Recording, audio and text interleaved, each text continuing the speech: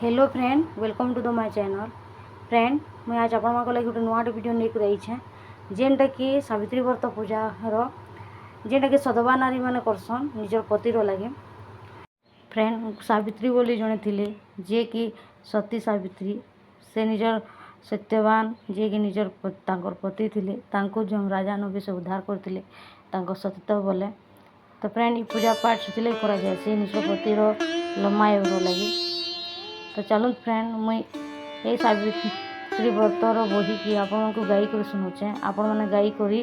उपभोग करूँ आ बुझुन। आ जो भल लगुच तो आपण मैंने मोर वीडियो के लाइक करदेवे आउ कमेंट द्वारा बताबे कि केनता होइछे आउ भल लगले मोर चैनल के सब्सक्राइब करदेवे। तो चलो फ्रेंड, मुई बही कि आपण को गाई कर शुणुचे, भूल थे क्षमा देवे।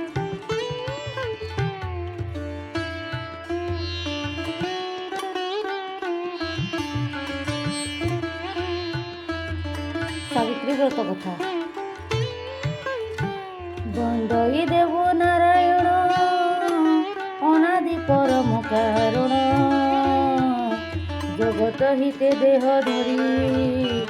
धरारे धर्म रक्षा करी, सकल व्रतर कारण श्रीकृष्ण स्वयं भगवान, कृष्ण को युधिष्ठिर दिने पचारिले सखा आपणे, वो हे जगत गोसाई जगत हिते दया बही, कि व्रत कले नारी माने होइबे सुखी सबु दिने, शंका सिंद्र वज्र भव कलरे शिशु खेली थिव, सौभाग्यवती धनमती हेबे से पतिव्रता सती, देव दशा न भोगिबे मरणे स्वर्ग प्राप्त हेबे। धन्य राजांको वाक्य शुणी हसी कहती चक्रपाणी, सधवा नारी मानकर सकल व्रत मध्य सार, सावित्री व्रत अटे सही से कथा शुण मन देई, ज्येष्ठ मासर शुक्ल पक्षे अमावास्या कर लक्ष्ये, सावित्री सती सही से दिन ए व्रत हुई, व्रतर फल स्वरूप जे सुख मिलई मत्यरे ताहार नाही पटांतर, ए शुण पांडव सतर। एकथा युधिष्ठिर शुणी कृष्ण को पचारिले पुणी, ए व्रत केबे केउ नारी कि फल पाइले आचरी, एकथा शुणी वेणुपाणी कहिले अतीत काहानी, मद्र देशरे नरपति ताहांक नाम अश्वपति, कौशला राणीकर नाम धन धन राज्य पुण्यम, प्रजापति अश्वपति न्यायर राज्य पालती, राजा रानी को बड़ चिंता न थाए पुत्र की दुहिता, कोलरे नथिले संतान उन्नतान नलभे जीवन, राजा रानी जे सुख थिले एथक उपाय चिंतिले, साधु पंडित मत नेले सावित्री यज्ञ आचरिले, 18 वर्ष अविरत चालिला होमाहुति मंत्र, पूर्णाहुति पुण्य मिशी सपने रानी हेले खुशी, सुंदरी झीटीए केही माँ बोई डाकी देई, रानी को कोई खेलुथिला सपन शेषे चलीगला, प्रभाते राजार पासे रानी कहिले क्षण कहानी, चिंता मग्न खाई चलिते पूर्णाहुति पाई, अंतिम आहुति कालरे दिशिले जरे अपूर्व ज्योतिमयी देवी तेजरे मन कंपिला पृथ्वी, कहिले शुण राजा रानी मु यज्ञ स्वरूप, मो नाम अटे जे सावित्री हेबाकु तुम बरयात्री, निर्देश देले मते श्रद्धा धन्य तुमर निष्ठा, निजे मु एकांत पसन्न से लगी कही वरदान, लभिब तुमे कन्या रत्न पुत्र को न करिन मन, शतपुत्र सुख श्री से कन्या एका देव घरी, चलिते पूर्णाहुति सारी जहा गृह गले चली, सपने देखिले जे रानी से थिला सपन कहानी, ଘଟିଲା ଯଜ୍ଞଶାଳେ ଯାହା ଅସତ୍ୟକେ କହିବ ତାହା ଯାଇକି ଅଳ୍ପ ଦିନ ବିତି ରାଣୀ ହେଇଲେ ଗର୍ଭବତୀ ରାଜାଙ୍କୁ ଚାହିଁଦେଲେ ହସି ପ୍ରୀତିର ଅମୃତ ପରଶି ଆସିଲା ମନେ ଆଶା କଲି ମରୁରେ ମାଇଲା ବିଜୁଳି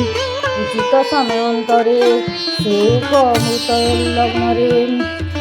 ସର୍ବସୁନ୍ଦରୀ କନ୍ୟା ରତ୍ନ ରାଣୀଙ୍କ କୋଲେ ନେଲା ଜନ୍ମ ସାବିତ୍ରୀ ଯଜ୍ଞ ପୁଣ୍ୟ ଫଲେ ସେ କନ୍ୟା ଜନମିଲା କାଲେ କୋଲେ ପିତାମାତା ଯେ ପାତ୍ର ମନ୍ତ୍ରୀ ତା ନାମ ରଖିଲେ ସାବିତ୍ରୀ କୃଷ୍ଣ ପକ୍ଷର ଶଶୀ ପରି ବଢ଼ିଲା ସାବିତ୍ରୀ କୁମାରୀ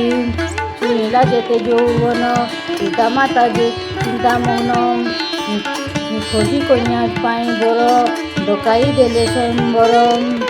ଆସିଲେ ଯେତେ ଯୁବରାଜ ବାହୁଡ଼ି ଗଲେ ପାଇ ଲାଜ ସାବିତ୍ରୀଙ୍କର ଯେତେ ଜ୍ୟୋତି ମନରେ ତାଙ୍କ ହେଲା ପ୍ରୀତି ନିଜକୁ ଅଯୋଗ୍ୟ ବିଚାରେ ଯେ ଯାହା ବାଟରେ ଗଲେ ଫେରି ସ୍ୱୟଂବର ଯେ ଭାଙ୍ଗିଗଲା ସେ ବଡ଼ ପ୍ରମାଦ ହୋଇଲା ଉପାୟ ନ ପାରିଲେ ଜାଣି ଚିନ୍ତାରେ ଥିଲେ ରାଜା ରାଣୀ ଦିନେ ମାଣ୍ଡ୍ୟ ଋଷିବର ପ୍ରବେଶୀ ରାଜାଙ୍କ ନର କୁଶଳ ବାର୍ତ୍ତା ପଚାରିଲେ সকল বিষয়ে শুনিলে উপায় କହିଲେ ଶୁଣ ଅଶ୍ୱପତି ନିଜର ସ୍ୱାମୀ ନିଜେ ବାଛି କହିବ ତୁମକୁ ସାବିତ୍ରୀ ବିହିତ ଅନୁମତି ସାବିତ୍ରୀ ଖୋଜୁ ନିଜ ପତି ରାଜା ଯେ ଅନୁମତି ଦେଲେ ବିହିତ ଆୟୋଜନ କଲେ ସଖୀମାନଙ୍କୁ ସଙ୍ଗେ ଧରି ରଥରେ ଚଳିଲେ ସାବିତ୍ରୀ ଭ୍ରମିନଗର ଗିରିବନ ଦେଖିଲେ ରମ୍ୟ ତପୋବନ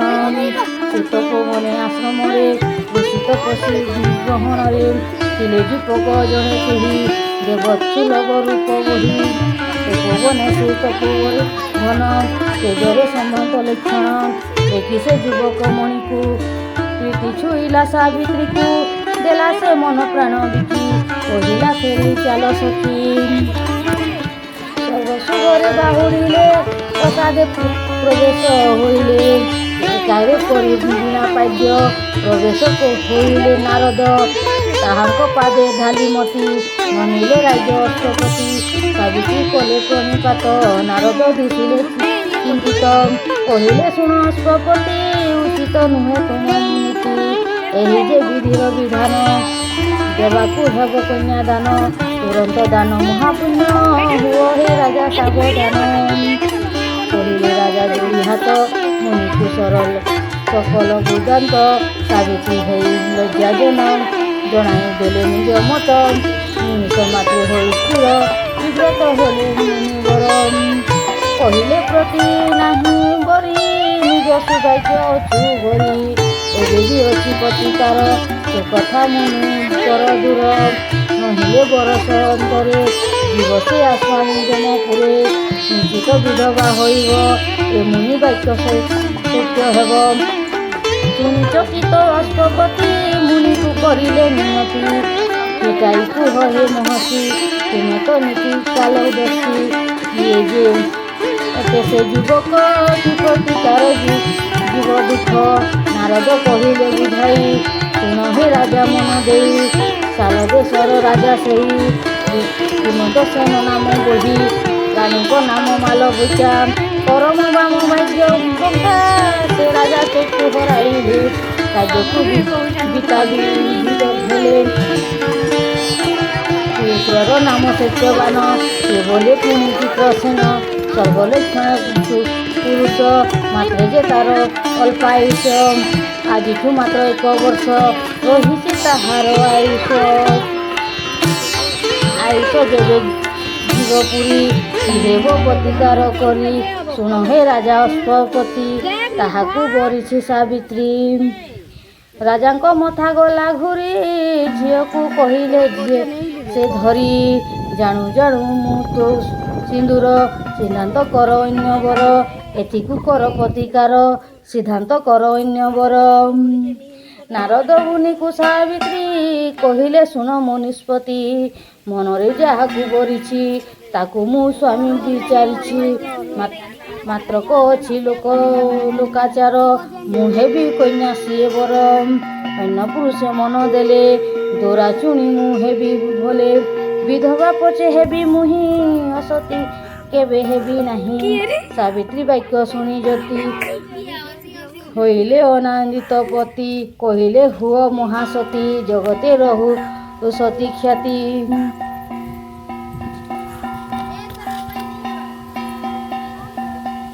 ନୁହେଁ ରାଜା ଅଶ୍ୱପତି ଅନ୍ୟରେ ନ ବୋଲାଅ ମତି ସାବିତ୍ରୀ ସଙ୍ଗେ ସତ୍ୟବାନ କର ବିବାହ ଆୟୋଜନ ସର୍ବକ୍ଷୁ କଲେ ଥାଅ ରହି ନାରଦ କଲେ ଦୂର ହୋଇ ଶୁଭ ଲଗ୍ନରେ ଆନନ୍ଦରେ ସତ୍ୟବାନଙ୍କ ସଙ୍ଗତରେ ସାବିତ୍ରୀଙ୍କର ହସ୍ତଗଣ୍ଠି ପଡ଼ିଲା ଧର୍ମ ସାକ୍ଷୀ ରଖି ପିତାଇ ତହିଁ କେତେ ଦିନ ସାବିତ୍ରୀ ସଙ୍ଗେ ସତ୍ୟବାନ ଗୁରୁଜନଙ୍କୁ କମିଲେ ବନ ପଥରେ ଚାଲିଗଲେ ଶାଶୁ ଶ୍ୱଶୁର ସେବା କରି ସ୍ୱାମୀ ସଙ୍ଗତରେ ସୁକୁମାରୀ ଆନନ୍ଦେ ଦିନ ବିତାଇଲେ ସ୍ନେହ ପ୍ରେମରେ ବୁଡ଼ିଗଲେ। ଏମିତି କିଛି ଦିନ ଗଲା ଶେଷ ସମୟ ଆସି ହେଲା ନାରଦ ଯାହା କହିଥିଲେ ସାବିତ୍ରୀ ମନେ ରଖିଥିଲେ ରହିଲା ଆଉ 4 ଦିନ ମୃତ୍ୟୁ ଲଭିବେ ସତ୍ୟବାନ ନାରୀ ସତ୍ୟ ନାରୀର ପ୍ରଭୁ ସାହା ବିପଦେ ବନ୍ଧୁ ଚୌବାହା ସୂର୍ଯ୍ୟ ଚନ୍ଦ୍ରମା ନବଗ୍ରହ ମାଗନ୍ତି ଯାଉ ଅନୁଗ୍ରହ ସେ ପ୍ରଭୁ ଜୀବନର ରକ୍ଷକ ମରଣ ନିୟନ୍ତ୍ରଣ ସେ ସାବିତ୍ରୀ କରି ଧ୍ୟାନ ପୁରିଲେ ଲକ୍ଷ୍ମୀ ନାରାୟଣ ବଣରୁ ଫଳ ଫୁଲ ଆଣି ସାବିତ୍ରୀ ଚଢ଼ାଇଲେ ପାଣି ଦେଲେ ସେ ବ୍ରାହ୍ମଣ ଭୋଜନ ଦାନ ଦକ୍ଷିଣା ବିଧିମାନ ପରିବାରେ ନିଜେ ସେ ଉପବାସେ କଲେ ଚାରି ପ୍ରଭୁ ନାମ ଦେଲେ ବିତାଏ 3 ଦିନ କହିଲା ଜ୍ୟେଷ୍ଠ ଅମାବାସ୍ୟା ସାବିତ୍ରୀ ମୁଖେ ନାହିଁ ଭାଷା କୁଣ୍ଡାର ହସ୍ତେ ସତ୍ୟବାନ କହିଲେ ବନେ ବିଭୀଷଣ ସଂଗ୍ରହ କଲେ କାଠ ଭାର ସିନା ଏ ସଂସାର କହିଲେ ସାବିତ୍ରୀ ବୁଝାଇ ଏକାକି ଆଜି ଯାଅ ନାହିଁ ଆଦେଶ କର ଏ ଦାସୀରେ ଯିବା ସଙ୍ଗତରେ କହିଲେ ସତ୍ୟବାନ ବଡ଼ ଦୁର୍ଗମ ଘର ବନ ଉପାସେ ତୁମେ ଅଛ ରହି ଯିବାକୁ ତୁମେ ଶକ୍ତି ନାହିଁ କହିଲେ ସାବିତ୍ରୀ ବୁଝାଇ ତୁମେ ଶରୀର ମଧ୍ୟ ଶକ୍ତି ଥାଇ ଛାଇ ତା ସତେ ସତେ ଯାଏ ନିରବ ହେଲେ ସତ୍ୟବାନ ମସ୍ତିକେ ଲକ୍ଷଣ ଶାଶୁ ଶ୍ୱଶୁର ଆଜ୍ଞା ନେଇ ସାବିତ୍ରୀ ଗଲେ ସାଥୀ ହୋଇ ଘୋର ବନରେ ସତ୍ୟବାନ କରିଲେ ବୃକ୍ଷ ଆରୋହଣ କାଠ ହାଣିବା ସରି ନାହିଁ ଆସିଲେ ବୃକ୍ଷ ଓହ୍ଲାଇ କହିଲେ ଶୁଣ ପ୍ରାଣ ସହି ମଥା ହେଉଛି ଘୁରାଇ ସାବିତ୍ରୀ ହେଲେ ବ୍ୟସ୍ତ ଭୂମିରେ ପାରିଲେ ପଣତ ସ୍ୱାମୀଙ୍କ ମଥା କୋଲେ ରଖି ବସି କଲେ ଶଙ୍କି ସହଜେ ଘର ମନ ସେହି ତାହା ଭରସା ନାହିଁ କେହି ହେବ କି ବାକ୍ୟ ସତ୍ୟ ହେବ କି ଶୂନ୍ୟ ଶ୍ରୀମନ୍ତ ଏକାଲେ ଶୁଣି ସତ୍ୟବାନ ନୀରବେ ମୁଦିଲେ ନୟନ ଡାକିଲେ ନ ଦେଲେ ଉତ୍ତର ନାହିଁ ଲକ୍ଷଣ ଜୀବନରେ ସାବିତ୍ରୀ କରିଲେ ରୋଦନ କମ୍ପିଲା ବିରଜ କାନନ ସ୍ୱାମୀଙ୍କ ଗୁଣନ ବାହୁନି ଡାକିଲେ ରଖି ଚକ୍ର ପାଣି ଏକାଲେ ଦେବ ମୂର୍ତ୍ତିଟିଏ କହିଲେ କୁହା ପାୟା ପ୍ରାଣୀ ଚକିତେ ସାବିତ୍ରୀ ଚାହିଁଲେ କିଏ ସେ ବୋଲି ପଚାରିଲେ କହିଲେ ଜ୍ୟୋତିମୟୀ ମୂର୍ତ୍ତି ମୁଁ ଅଟେ ନିଜେ ଯମପତି ଯମ ମୁଁ ମୃତ୍ୟୁର ଦେବତା ଐଶ୍ୱ ମୋର ନିରୁଷ୍ଟ୍ରତା ପଠାଇ ମୋର ଦୂତଗଣ ନିୟମ ତାଙ୍କୁ ତତ୍କ୍ଷଣ ଯେହେତୁ ତୁମେ ମହାସତୀ କୋଲେ ଧରିଛ ମୃତ ପତି ତୁମକୁ ଡରି ଦୂତ ମୋର ବାହୁଡ଼ି ଗଲେ ମୋର ପୁର ସତ୍ୟବାନର ପ୍ରାଣ ପାଇଁ ଆସିଛି ଏବେ ନିଜେ ମୁହିଁ ଆୟୁଷ ତାର ହେଲା ଶେଷ ନେବାରେ ମୋର ନାହିଁ ଦୋଷ ସାବିତ୍ରୀ କରିଲେ ମିନତି ଦୟା କର ହେ ଜନ୍ତୁପତି ସ୍ୱାମୀକୁ ପ୍ରାଣ ଗଲେ ନେଇ ବଞ୍ଚିବି କାହାର ମୁହଁ ଚାହିଁ ଯମ କହିଲେ ଶୁଣ ସତୀ ଜନ୍ମ ଥିଲେ ତ ମୃତ୍ୟୁ ଅଛି ସହଜେ ମୃତ୍ୟୁ ଦେବ ମୁହିଁ ଦୟାର ମାନେ ନ ଜାଣଇ ସତ୍ୟବାନଙ୍କ ପ୍ରାଣ ନେଇ ଗଲେ ଯେ ଯମ ଦୂର ହୋଇ ଫେରି ଚାହିଁଲେ ଖଣ୍ଡେ ଦୂରେ ସାବିତ୍ରୀ ଆସିଛି ପଛରେ ଯମ କହିଲେ ହେଲୋ ବାଇ ବୁଥାରେ ଆସ କାହିଁ ପାଇଁ ସାବିତ୍ରୀ କହିଲେ ଗୋସାଇଁ ସ୍ୱାମୀଙ୍କ ପଥେ ଯାତ୍ରୀ ମୁହିଁ ସତୀ ନାରୀ ମୁଁ ପତିବ୍ରତା ନାହିଁ ମୁଁ ଆଉ ଅନ୍ୟ ରାସ୍ତା ତୁମେ ତ ନିଜେ ଧର୍ମରାଜ ଏତିକି କଥା ମନେ ତେଜ ଯମ କହିଲେ ଶୁଣ ସତୀ ସନ୍ତୁଷ୍ଟ ହେଲି ତୁମ ପ୍ରତି ସତ୍ୟବାନ ପ୍ରାଣ ବିନା ଯେ ବର ମାଙ୍ଗ ହେବ ଘେନା ସାବିତ୍ରୀ ମାଙ୍ଗିଲେ ବର ଅନ୍ଧ ଅଟନ୍ତି ମୋ ଶ୍ୱଶୁର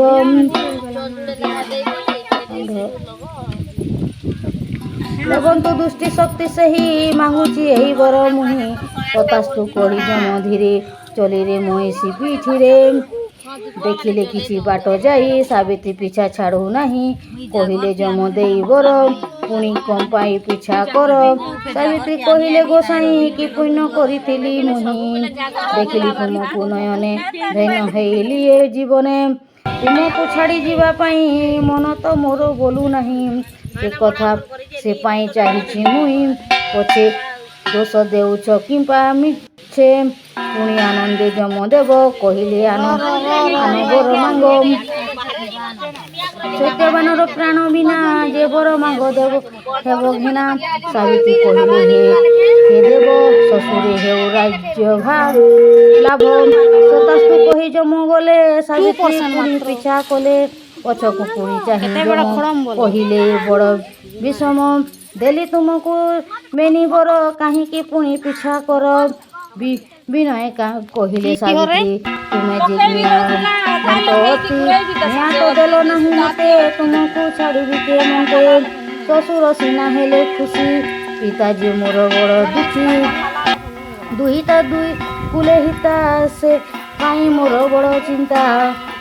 ତାଙ୍କ ଔରସରୁ ଶତପୁତ୍ର ଜନ୍ମର ରଖନ୍ତୁ ବଂଶର ଗୋତ୍ର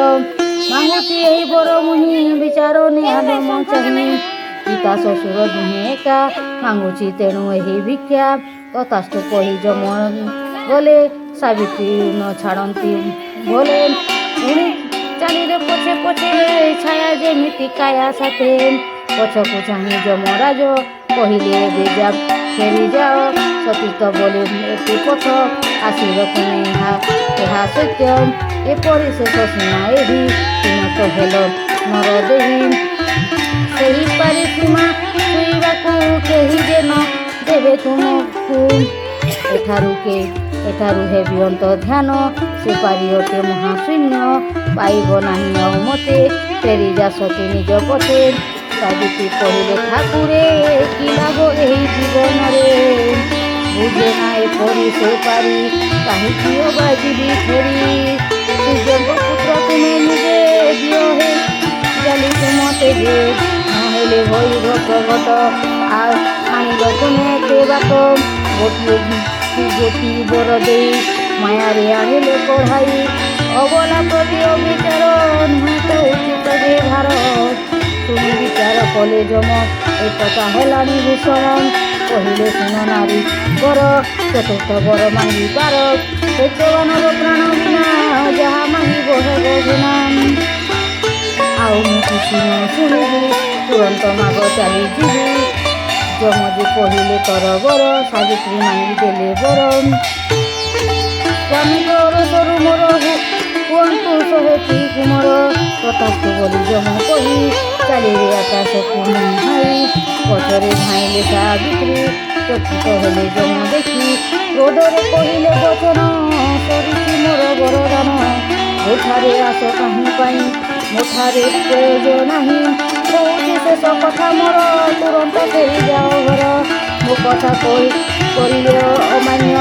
ଭୋଗିବ ତାର ପରିଣାମ ବିନୟ ସାବିତ୍ରୀ କହିଲେ ମୋ କଥା ଶୁଣ ଟିକେ ଭୁଲେ ତୁମେ ଯେ ସ୍ୱାମୀ ପୁରୁଷ ସେନା ତୁମ ଠାରେ ରୋଷ ନିଜ ବଚନ ନିଜେ ଭୁଲି କହୁଛ ଯିବା ପାଇଁ ଚାଲି ସତ୍ୟ ହାରିବ ତୁମେ ଯେବେ କି ଯଶର ଯିବ ତେବେ ସ୍ୱାମୀଙ୍କ ରସରୁ ମୋର ଜନ୍ମ ନେବେ ଶହେ କୁମର ଏବର ତୁମେ ତ ଦେଇଛ ସ୍ୱାମୀଙ୍କ ପ୍ରାଣ ନେଉଛ ମୁଁ ଯେ ଅଟଳ ସତୀ ନାରୀ ସମ୍ଭବ ହେବ କି କରିବି ବିନା ଆନପତି ଉତ୍ତର ଦିଅ ଜନ୍ତୁପତି ଯମ ଯେ ହୋଇଲେ ଚକିତ କେମିତି ହାରିବେ ଯେ ସତ୍ୟ ସେହି ସତ୍ୟର ରକ୍ଷା ପାଇଁ ଯମ ଯେ ନିରୁପାୟ ହୋଇ କହିଲେ ସାବିତ୍ରୀକୁ ଚାହିଁ ତୁମର ଜୟ ଅଛି ହୋଇ ତୁମର ସତୀତ୍ୱ ବଳରେ ଜିତିଲ ଏ ପିତଳରେ ବିଷ୍ଣୁ ଯେମିତି ମାୟା ବୋଲେ ମୋହିନୀ କରନ୍ତି ସକଲେ ସେମିତି ସତୀତ୍ୱ ମାୟାରେ ମୋହିଲ ହେଲି ତୁମଠାରେ ପରୋକ୍ଷ ସତ୍ୟବାନ ପ୍ରାଣ ତୁମେ ତ ମାଗି ନେଲ ଜାଣ ମୁଁ ଯେ ନିଷ୍ଠୁର କାଳ ଜମ ଲଙ୍ଘିଲା ବିଧିର ନିୟମ ତୁମର ସତୀତ୍ୱକୁ ଧନ୍ୟ ହେଲି ମୁଁ ଅତ୍ୟନ୍ତ ପ୍ରସନ୍ନ ଖୋଜିଲେ ଚମ୍ୟ ପ୍ରାଣ ମୋର ଦୀର୍ଘାୟୁ ବୋଲି ଦେଲ ବର ନିଦ୍ରାରୁ ଯେମିତି ଉଠନ୍ତି ଉଠି ବସିବେ ତୁମ ପତି ସତ୍ୟବାନଙ୍କ ମୋର ଦେହ ପ୍ରାଣ ଭରିବି ପୁନରାୟ ସେ ସ୍ଥାନେ ଯାଅ ବେଗେ ଚଲି ସ୍ୱାମୀକୁ ନିଅ କଲେ ତୋଲି ସତୀ ପତ୍ନୀର ପରଶରେ ରବିବି ପ୍ରାଣ ଶରୀରରେ ଏ ତୁମ ମୋର କାହାଣୀ ଯୁଗକୁ ଯୁଗ ଥିବ ପୁଣି ସତୀତ୍ୱ ପତିବ୍ରତା ଶକ୍ତି ମୃତ୍ୟୁକୁ ଗଲା ଆଜି ଜିତି ଯମ ଯେ ଦେଲେ ଅନ୍ତର୍ଧ୍ୟାନ ସାବିତ୍ରୀ କହିଲେ ପ୍ରମାଣ ଫେରିଲେ ମୃତ୍ୟୁ ସ୍ୱାମୀ ପାଣେ କୁଲକୁ ଆଣିଲେ ସନ୍ତୋଷେ ସତକିତ କାଉରି ପରଶେ ଜନ୍ମିଲେ ଉଠିଲା ଉଆଁସେ ସତେ କି ନିଦରୁ ଉଠିଲେ କହିଲେ ସ୍ୱପ୍ନ ଦେଖୁଥିଲେ ସେମିତି ଉଠି ସତ୍ୟବାନ ନିରେଖି ସାବିତ୍ରୀ ବନ୍ଦନ କହିଲେ ଏତେବେଳ ମୁହିଁ ଶୋଇ ରହିଥିଲି କାହିଁ ପାଇଁ ନ ପାଇ ଆମର ବାରତା କରୁଥିଲେ ପିତା ମାତା ଆମର ପଥେ ସୁକୁମାରୀ ଆସ ବାମ କର ଧରି ଏବଂ ମୋର ପରିଚିତ ପଥ ଯେ ହେବ ଅନୁମିତ ସାବିତ୍ରୀ କହିଲେ ହେ ନାଥ ଆଜି ମୋ ପଥ ଆଲୋକିତ ତୁମେ ମୋ ସୀମନ୍ତରେ ଜନ୍ମ ଚାନ୍ଦିନୀ ତୁମେ ମନ ବନ ଏବନେ ନାହିଁ ତେଣୁ ଭୟ ମୋ ପାଇଁ ନ ହୁଅ ଅଥୟ ତୁମକୁ ପାଇଛି ମୁଇଁ ଫେରି ଆଉ କାହାକୁ ଯିବି ଡରି ସେ ବନ ପଥରେ ଦମ୍ପତି ଚଲିରେ ଆନନ୍ଦ ଅତି ପ୍ରବେଶ ହେଲେ ଆଶ୍ରମରେ ଆଶ୍ରମେ ଆନନ୍ଦ ଯେ ଝରେ ରାଜ୍ୟ ପ୍ରାପ୍ତିକୁ ଚକ୍ଷୁ ପ୍ରାପ୍ତି ତୋଷତି ପୁଅ ବୋହୂଙ୍କୁ ଦେଖି ପାରି ଆନନ୍ଦେ ଲୁହ ଗଲା ଝରି ଆଶ୍ରମବାସୀ ଗଲେ ଘେରି ବୁଝିଲେ ସମସ୍ତେ ପଚାରି ସାବିତ୍ରୀ କହିଲେ ବୁଝାଇ ଯମଙ୍କ ବରଦାନ ଏହି କହିଲେ ସକଲ ବୃତ୍ତାନ୍ତ ସବିଏ ହୋଇଲେ ଚକିତ ଧନ୍ୟ ସାବିତ୍ରୀ ଧନ୍ୟ ବୋଲି ଆଶ୍ରମ ଉଠିଲା ଉଛୁଲି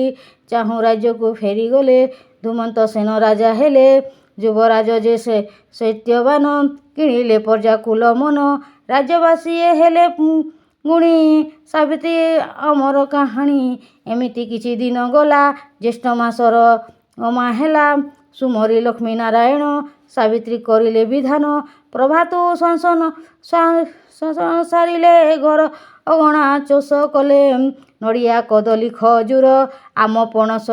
ଡାଲା ଭରି ବିଭିନ୍ନ ପ୍ରକାର ଫଳରେ ଭୋଗ ବଢ଼ାଇଲେ ଭକ୍ତିରେ ଦୁବରେ ବର କଲିପତ୍ର ରଖିଲେ ସାତ କରି ମାତ୍ର ହଳଦୀ ରଙ୍ଗୀନ ବସୁତା ସାତ ଖିଅରେ କଲେ ଗୁନ୍ଥା ଭିଡ଼ିରେ ଗଣ୍ଠି ସାତ ଗୁଣ୍ଠି ଲକ୍ଷ୍ମୀ ନାରାୟଣ ଦକ୍ଷିଣ ବାହୁରେ ବାନ୍ଧିଲେ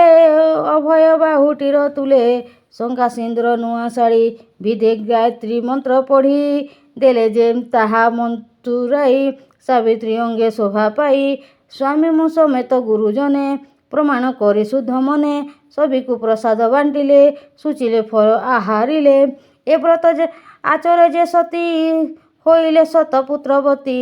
ଲଭିବେ ଅଣ୍ଟ ଆଇସନ ଜୀବନ କଲେ ଉପଭୋଗ ବାହୁଡ଼ି ଶଙ୍କା ସିନ୍ଦୁରେ ବାସ ଲଭିଲେ ସ୍ୱର୍ଗପୁରେ ସାଧବା ନାରୀ କେହି ହେଲେ ଏ ବ୍ରତ ଆରମ୍ଭିଲେ ଯେବେ ସାବିତ୍ରୀ ପରି ଭାଗ୍ୟବତୀ ହୋଇ ସେ ଲଭିବେ ସୁଖ୍ୟାତି କୃଷ୍ଣଙ୍କ ମୁଖ ଏହା ଶୁଣି ଯୁଧିଷ୍ଠିର ଯେ ଯୋଡ଼ି ପାଣି ଭକ୍ତିରେ କଲେ ପ୍ରମାଣିତ ସଂସାରେ ଖ୍ୟାତ ହେଲା ବ୍ରତ ସାବିତ୍ରୀ କଥା ବ୍ରତ ଏହି ସର୍ବେ ଶୁଣିଲେ ମନ ଦେଇ ସୁମରି ଲକ୍ଷ୍ମୀ ନାରାୟଣ କୁଲ ହୋଲି ଯେ ଦେଲେ ଜାଣ ସାବିତ୍ରୀ ବ୍ରତ କଥା ଶେଷ ପଠନେ ଶ୍ରବଣେ ସନ୍ତୋଷ। ଜୟ ସାବିତ୍ରୀ ମାତା।